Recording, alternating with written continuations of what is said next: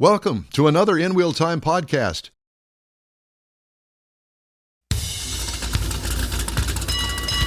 Welcome to the award-winning InWheelTime car talk show. We got the founder of a company that allows remote operation of vehicles. Kind of a scary thing, but got somebody you want to jack with? And later, Jeff will bring us some of his car culture, rare colors of muscle cars. And Mr. Mars has driving destinations. Howdy. Along with Mike out of this world, Mars, we always need more Jeff Zekin. I'm Don Armstrong. Thanks so much for joining us for our live broadcast today. We've been dead at least once in this program for a few minutes with Nick Kappa, and apologize for that. But, it never fails when we go on remote and we come back, we've missed a plug. We didn't plug something in right. Or somebody kicked something and got us off the air, which isn't the first time that's happened. We got a new segment. Guess what goes wrong next? Chime in. But you won't be able to hear it because we won't be on the air. Meteorites, locusts, I don't know, maybe snakes coming in, a potato famine, who knows? So since Mr. He's having a little issue getting here, but we're working on it. Okay. So he's working on trying. Okay. He's in the area. All right. Well, as long as they're working on it, because I was going to break out the Sold Cars Roundup. I'm going to get this in. Okay, we're going to do that. You want to do that right now? Well, let's give it a whirl. Try it. Give what a whirl? Give that a whirl. Okay, let's give it a whirl. So I got to find it. Hold on. It's Hemmings Sold Cars Roundup. Mm-hmm. And the Sold Cars Roundup include cars that have been sold on Hemmings.com. And I let the boys kind of guess at what the car got sold for. I'm bringing it right up. And so the first one out of the box this morning is a 1959 Pontiac Star Chief. Oh, man, look at that. How gorgeous that is. Big, wide whites, the whole 9 yards. I mean, this is direct from 1959. It looks completely stock and restored. Mm-hmm. I like it. How much do you think something like that monster would cost you? Well, if you're buying it by the foot. Yeah. Yeah, because would that even fit in today's garage? Probably not, but I'm going to go $39,000. I'm going for it. 39 grand. 39 grand. Mr. Mars, what do you think that I'm thinking more like 28. 28. Well, you're getting closer. Okay. Because that car sold for $22,365. Well, there Jeff, you go. I would have overpaid. No. But what I'm saying is that would have been something right up your alley. It is. You'd have to do a lot of rearranging the garage at your house. I'd have to take the door off. Yeah, yeah, exactly. Or only let the door come down just above the trunk as it's sticking out. And on the other side of the wall is a family area, so I have to get rid of that just for the car. Right. All right. Well, we're going to get back to that. Okay. We're going to get back to the Sold Cars Roundup because we got a guest? I think that we do have a guest. Okay. Mr. Mars, you want to introduce the guest or do you want me to?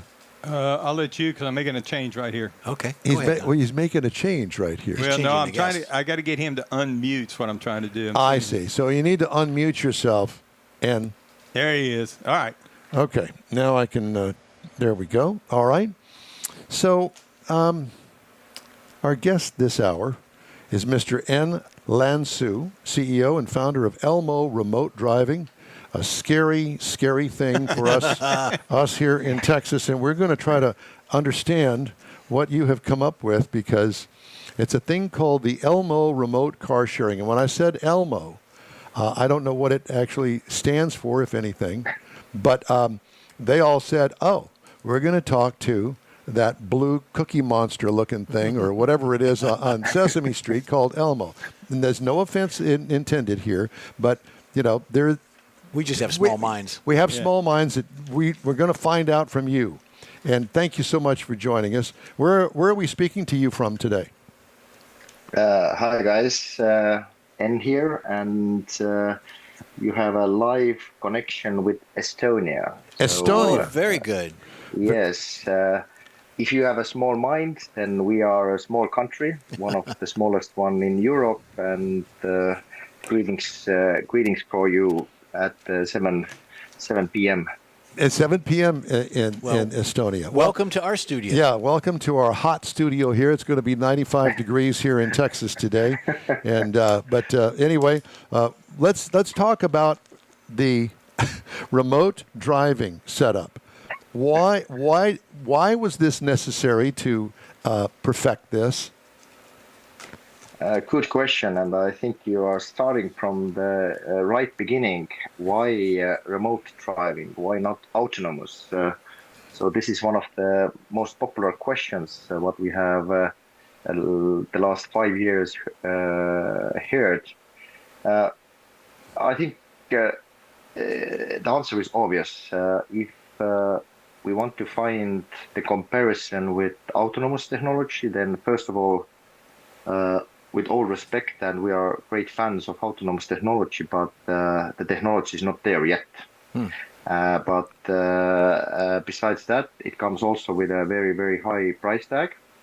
And if you take those or put those in aside, then we always recommend to our partners, meaning clients, investors, to think about where do you really need or where the autonomous technology makes sense.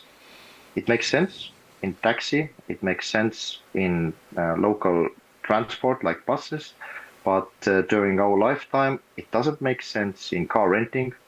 It doesn't make sense, for example, in highway safety, where one of our trucks is operating in Canada, or it doesn't make sense in near future in defense sector and many other sectors. So it's much easier technology.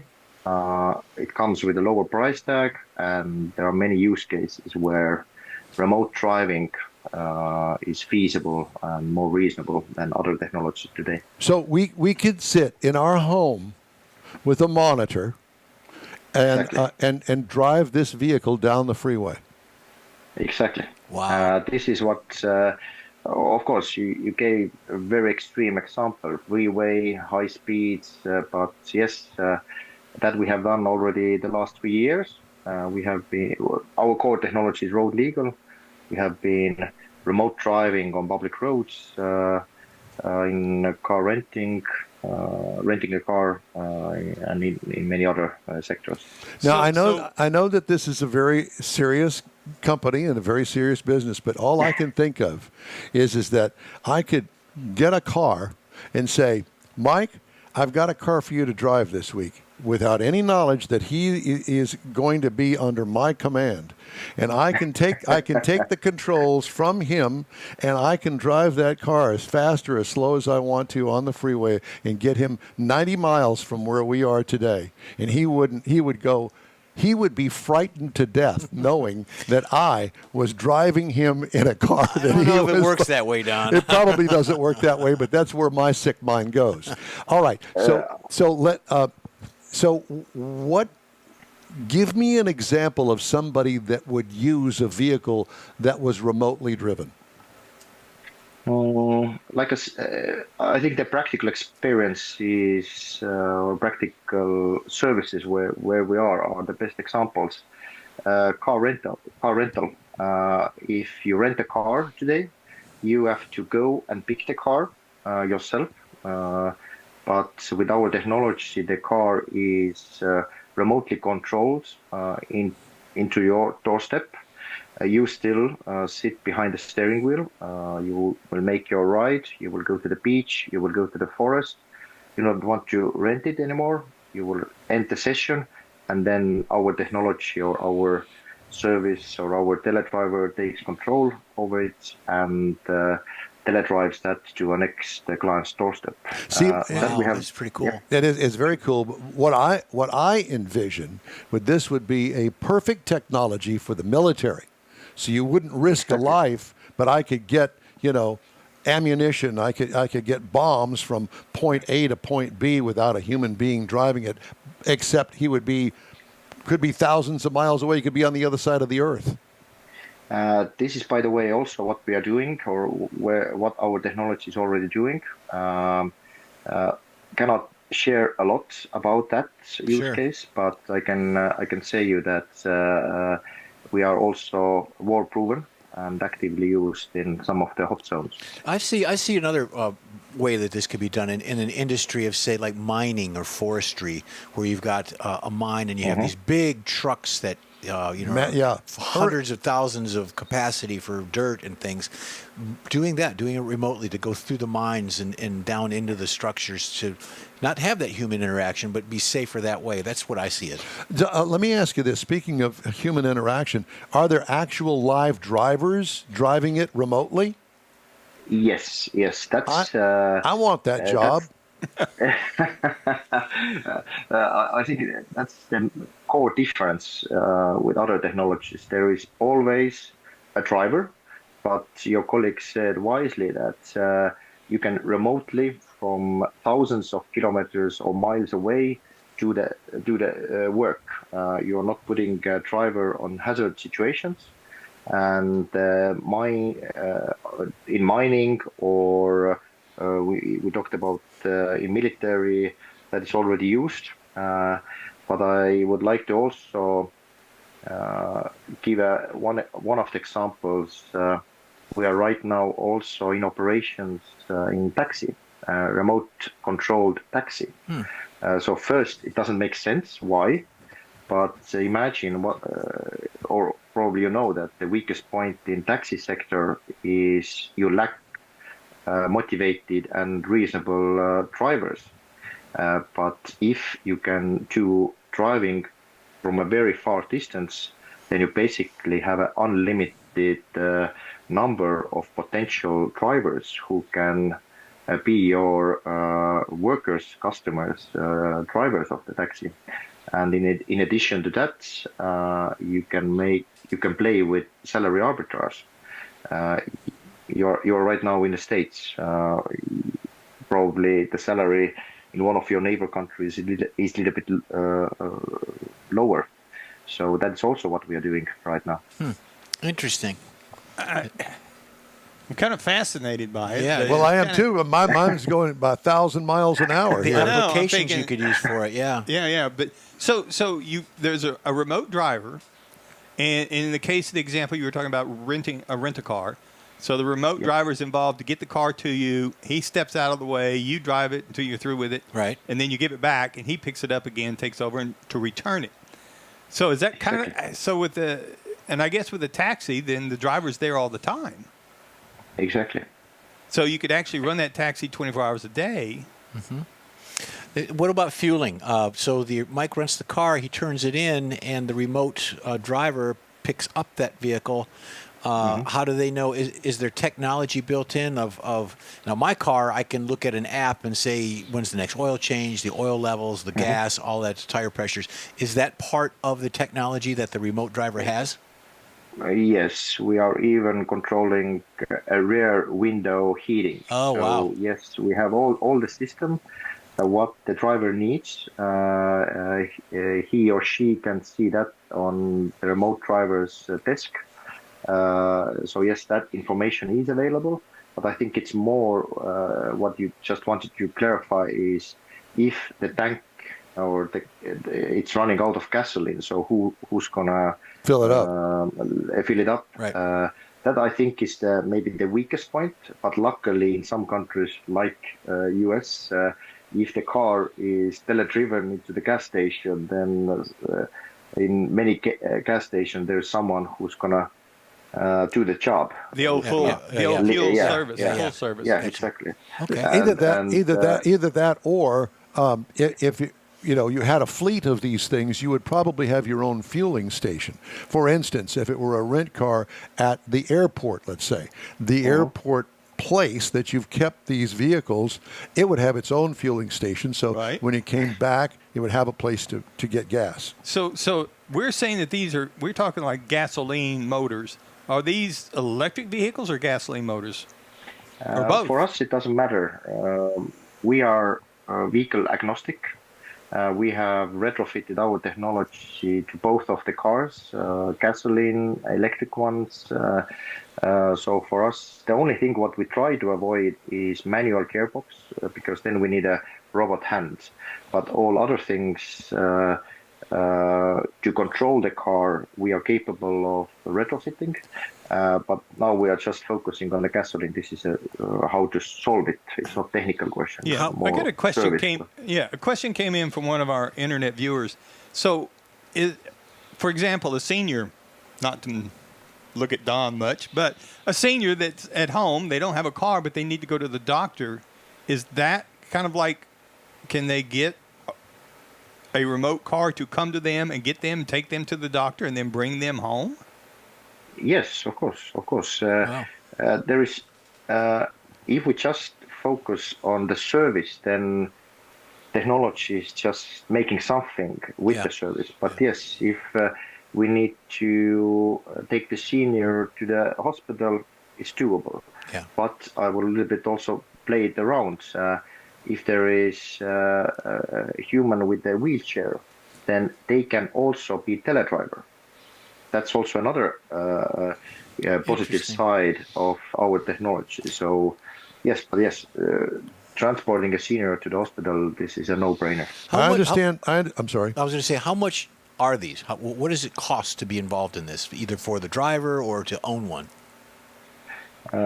I'm confident that you have a lot of our potential clients, your listeners. So roughly, the thumb rule is that it is in the range of 10% of the car's value. So if the car is, let's say, $40,000, then we are retrofitting the car in the range of 4,000 euros. So $4,000. Yes, but so affordable. Yeah. I wanted to ask you one other thing, and I noticed in this bio here that it's already in use and road legal and operating in your country of Estonia. Exactly. We are road legal. We are also, Elmo is the first company in the world whose road legal technology is already actively used. It's used since 2022. So we have 3 years of experience from car sharing. We have experience from road safety sector. We have experienced clients from defense sector, and now also we are in operations providing our technology and service for one taxi company. Wow. Absolutely stunningly amazing. It's amazing. It's brilliant. And so for our listeners, our viewers, elmoremote.com, we can find out all about this. Exactly. And for our female viewers, that they can write love letters to Enn. Whereabouts in Estonia are you? Capital, Tallinn. Oh, so you're up near like across the water from Helsinki. Yes, oh, exactly. Very good. Modern welcome to visit us. We are a tech-savvy country. A lot of robots. Appear to be. Years already on public roads, and proud to be from Estonia and conquering the world with our technology. Well, Fantastic. Enn, it's a real honor and a pleasure, and what an education for you to join us this morning. We really do appreciate it. Let's be back in touch again soon and get an update on how things are going with you. Super, guys. Thank you. Thank you very much. Thank you. Enn Lanoo from Estonia talking to us. Very interesting. Amazing. Who knew? Just ahead, Jeff's Car Culture and Mars' new feature, Driving Destinations. The InWheelTime Car Talk Show continues after this break. The Tex-Mex dining experience is defined by Lupi Tortilla, your destination for Texas's best beef fajitas and frozen margaritas. Since 1983, Lupi Tortilla has served authentic and time-tested recipes made with the freshest ingredients. Atmosphere is part of the award-winning experience at Lupi Tortilla, all developed in a little house near Highway 6 and I-10 in West Houston. Visit any of the Lupi Tortillas and you'll see the same attention to detail in each and every location. Start your Lupi experience with queso flammeado and guacamole, along with a classic frozen margarita. Dine on famous Lupi beef and chicken fajitas, or pepper shrimp brochette, or a fish or vegetarian entree, and finish with a scrumptious flan for dessert. Find Lupi Tortilla in Houston, College Station, Beaumont, Austin, San Antonio, and Dallas-Fort Worth. There's a Texas location near you. The recipes are authentic and time-tested. The ingredients always fresh. Lupi Tortilla, he's pretty good. The InWheelTime Car Talk Show thanks you for 14 wonderful years. Yep, our first show aired May 7th, 2011 on a local radio station. Then it was a move to the digital world and social media, and you followed. Thank you. We continue to build and grow our fan base, and it's all because of you and your auto enthusiast friends. We appreciate your support. It's always great to see you at our remote broadcasts, and we hope you'll continue to stop by and say hello. It's been a great ride, and we hope to bring you more fun and adventure right here on the InWheelTime Car Talk Show. InWheelTime is back home in the Sugar Shack studios, and we hope you'll join us 10 to noon Central Time every Saturday for our live rendition about all things automotive. And thank you for being with us today. Time now for Jeff's Car Culture, rare muscle car colors. You betcha. And here we go. First one out of the box. Now, we've all seen these colors. You don't know what codes they are, but here we go. 1970 Plymouth Duster. We call this the Pink Panther. Oh, the 1970 Plymouth Duster in factory Pink Panther, paint code FM3. Hey, everybody, look at my car. Wondering what the code is one of the rarest, most eye-catching combinations to leave a Chrysler plant. While the Duster was designated as affordable, compact muscle car, ordering it in Pink Panther turned into a bold statement piece. The color was part of Mopar's high-impact paint lineup and officially only offered it for the short time in 1970. The next one on the block is a 70 Plymouth Cuda. Who figured? In violet, code FC7. Now, in violet, also known as what? Plum Crazy over at Dodge. It was one of Chrysler's high-impact colors, but surprisingly, a few buyers ordered it in 70 Cuda. Most stuck with the Hemi Orange or Limelight, which was the green color, leaving the purple Bruiser only to be the only one that's bold. I think that John Hovis got one. I believe so, he does. When paired with the 426 Hemi or even a high-compression 440 in violet, gave the Cuda an unmistakable presence. That is a pretty car. I'd drive it. Next one, 70 Chevelle SS in Tuxedo Black, which is paint code 10. Tuxedo Black sounds common, but it's rarely chosen in 70, especially on the SS Chevelle. GM's bright hues like Cranberry Red and Phantom Blue dominated the dealer lots, while fewer than 1% of the SS buyers opted for the deep formal black. When paired with an LS6 454 and a cowl induction hood, a black-on-black Chevy SS became a menacing presence. It didn't need stripes or flare to make it a paint. There you go. Next one, 69 Dodge Charger in R4 bright red with a white top. Bright red code R4 wasn't rare on its own, but paired with a white vinyl top and white interior, you got a surprisingly uncommon setup for 69. Most buyers went with black or tan contrast instead of the high contrast combo. Add a 440 Magnum or a Hemi into the equation, and you've got a Charger that's hard to miss. Next one, Michael, is a 1970 AMX. Big Bad Green is what they call this. Paint code 00. AMC's Big Bad color lineup was in-your-face marketing moved on, and a Big Bad Green was by far the boldest. Available in special order only, this radioactive shade was rarely selected by AMX buyers, with fewer than 100 cars believed to have actually left the factory in this color. The AMX, with its two-seat layout, a 390 V8, already stood apart from the pack. Painted Big Bad Green, it became a statement car in every sense of the word. That's nice. Another favorite of mine is a 66 Fairlane GT Emberglow code V. Ford's Emberglow was one of those mid-60 colors that defines sort of like a description, part copper, part bronze, part burnt orange. It was available on the 66 Fairlane GT, rarely seen on high-performance versions like the GT390. With its 335 horsepower V8 bucket seats and optional GTA automatic, the Fairlane GT had solid muscle car cred. But painted in Emberglow, it looked like a concept car that slipped through the production line. And the last one is my favorite, 70 Pontiac GTO in what?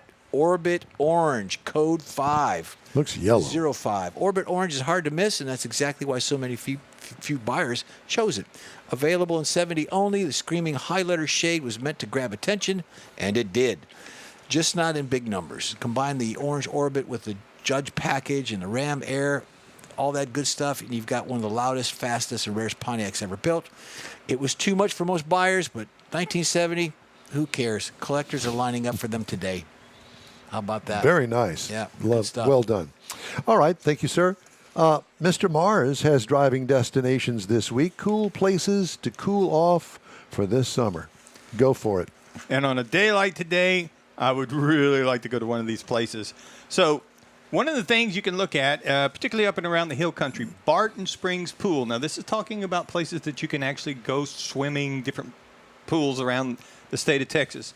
So Barton Springs is located in Zilker Park in Austin. It's a 3-acre natural pool. It's fed by underground springs, stays 68 to 71 year-round, which makes it great for summer, and you can actually go in the winter. It'll feel warm at certain times. So the setting is scenic and serene, but it fills up fast on weekends, so you got to arrive a little early if you're going to go there. The other one that you can find up there is the Deep Eddy Pool. Now, this is Texas' oldest man-made swimming pool. The Deep Eddy is also spring-fed and is known for its clear, cool water and its relaxing ambience. Now, this is near downtown Austin. So it's got swimming lanes, got shallow end for kids, grassy areas for lounging. It was built in 1915, and it carries a nostalgic charm and attracts a quieter crowd than its neighbor over in Barton Springs. Oh, boy. From there, we go over to Wimberley, where we're going to find the Blue Hole. Now, the Blue Hole is a pristine swimming pool nested amongst towering cypress trees in Wimberley. It's got emerald-colored waters, iconic rope swings. The swimming hole is spring-fed and maintaining a cool 75-degree temperature. Now, its surrounded park is hiking trails, picnic lanes, and it's got lots of courts. Got to make some advance reservations for this because they limit it to 900 people a day is all that can get in. Wow. Jeez. Wow. Now, from there, you go over to Hamilton Pool Preserve. Now, this is in Dripping Springs. Now, it's a geological wonder because it features a collapsed grotto with a 50-foot waterfall that goes into a jade-colored pool. This is in Travis County. Sometimes, because of bacteria levels, swimmers aren't allowed in, but it's still worth a visit. Martha, I got this kind of odor to me, and I don't know exactly where it's coming from. You've been in that pool again. Yeah. And then if you're looking for something more park-like, Schlitterbahn over in New Braunfels. Now, this is the water park experience. It's consistently ranked among the best in the world, located in New Braunfels along the Comal River. It spans over 70 acres. It's got slides. It's got lazy rivers, kids areas. Have you ever been there? Been there once. But I was not in the water. Did you ever go tubing down the Comal? Yes, I did. Yep. I like that. But Schlitterbahn, I was there on a business trip, so I didn't actually get to participate in any of the activities that were there. Well, that's too bad. Yeah. Yeah, that's kind of what I thought. But didn't happen. They've got a lot of unique Texas twists there. They got lodging that's got log cabins. It's a really nice place, and they have another one down in Galveston if you're looking for something down in there. Then from there, Krause Springs. Now, this is in Spicewood. Now, this is a family-owned operation. It's got 32 natural springs feeding into man-made and natural pools. It's a retreat. Again, it's one of the spring waters. Stays around 68 degrees Fahrenheit year-round. It's got tent and RV camping. And then if you're looking for something that's a little further west Texas, then Balmora State Park. Now, this is way out in West Texas, and I think there's a map going to come up here. And it's the largest spring-fed swimming pool in the state. Now, it's located in the desert, and it was built by the Civilian Conservation Corps in the 1930s. The 1.75-acre pool is fed by springs. It holds 3.5 million gallons of water. Now, keep in mind, that's a lot of water that ranges in temperatures from 72 to 76. But 15 million gallons of water go through that place a day. There's a lot of water going through there in the water flow. So there's some cool places that you can go and cool off during the summer. Thank you, sir. InWheelTime Car Talk Show continues after this quick break.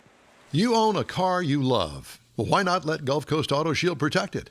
Houstonian John Gray invites you to his state-of-the-art facility to introduce you to his specialist team of auto enthusiasts. We promise you'll be impressed. Whether you're looking to massage your original paint to a like-new appearance, apply a ceramic coating, install a paint protection film, nano-ceramic window tint, or new windshield protection called ExoShield, Gulf Coast Auto Shield is where Houston's car people go. Curbed your wheels? Instead of buying new, why not have them repaired?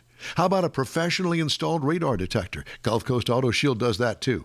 Get a peek inside the shop and look at the services offered by getting online and heading to gcautoshield.com. Better yet, stop by their facility at 11275 South Sam Houston Tollway, just south of the Southwest Freeway, and get a personal tour. Gulf Coast Auto Shield is your place to go for all things exterior. Call them today, 832-930-5655 or gcautoshield.com. That's it for this podcast episode of the InWheelTime Car Show. I'm Don Armstrong, inviting you to join us for our live show every Saturday morning on Facebook, YouTube, Twitch, and our InWheelTime.com website. Podcasts are available on Apple Podcasts, Spotify, Stitcher, iHeart Podcast, Podcast Addict, TuneIn, Pandora, and Amazon Music. Keep listening, and we'll see you soon.